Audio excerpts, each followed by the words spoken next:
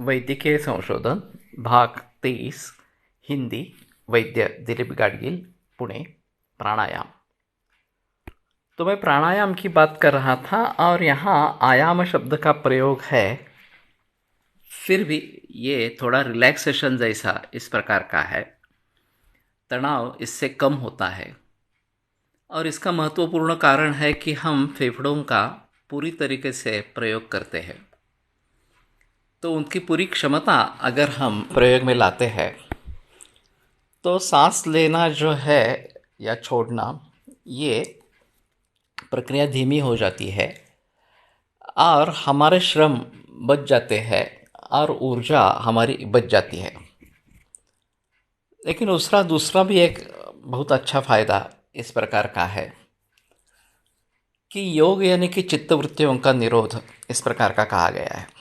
हमारा चित्त भटकता रहता है और न जाने कितने विचार, कितने स्मृतियाँ जागृत रहती है और मन उनकी तरफ दौड़ता रहता है।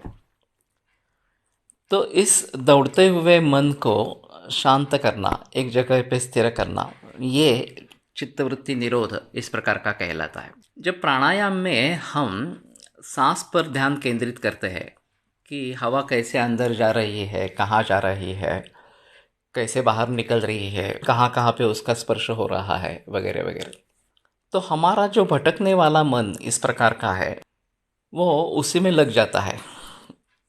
और सांस की तरफ जब मन संलग्न इस प्रकार का हो जाता है तो बाकी वृत्तियों का निरोध हो जाता है। उस समय में जो बाकी अन्य विचार वगैरह सभी मन में आ रहे हैं उनसे हमें छुटकारा इस प्रकार का मिलता है।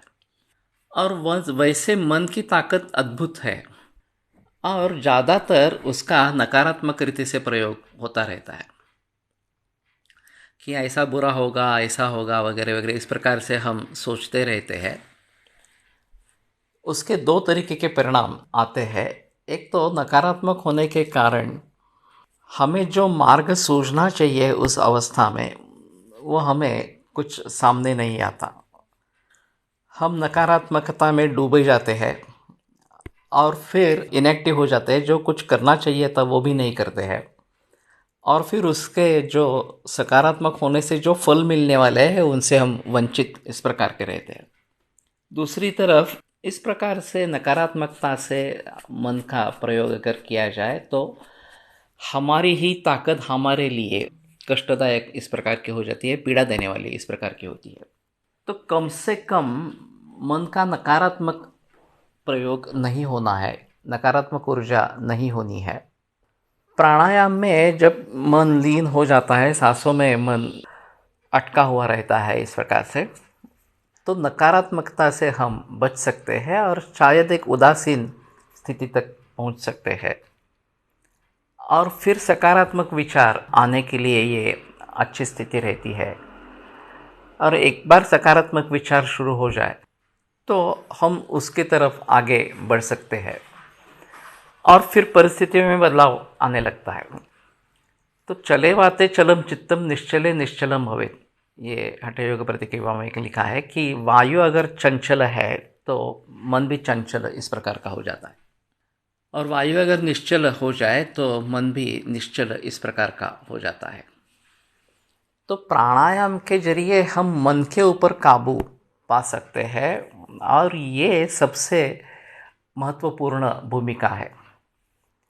प्राणायामे रेव सरेव प्रशिष्यन्ति मला इति आचार्याणां तु केषांचित् अत्यंत कर्मण सम्मतम, कि केवल प्राणायाम से ही सभी दोष है रोग दूर हो जाते हैं, दूसरा कोई कर्म करने की आवश्यकता ही नहीं, ऐसा कुछ आचार्यों का कहना है।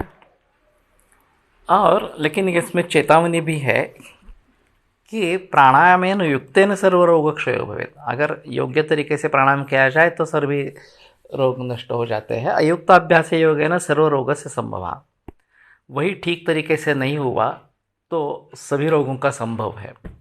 तो ये सब बातें जानकर प्राणायाम करना जरूरी इस प्रकार का रहेगा।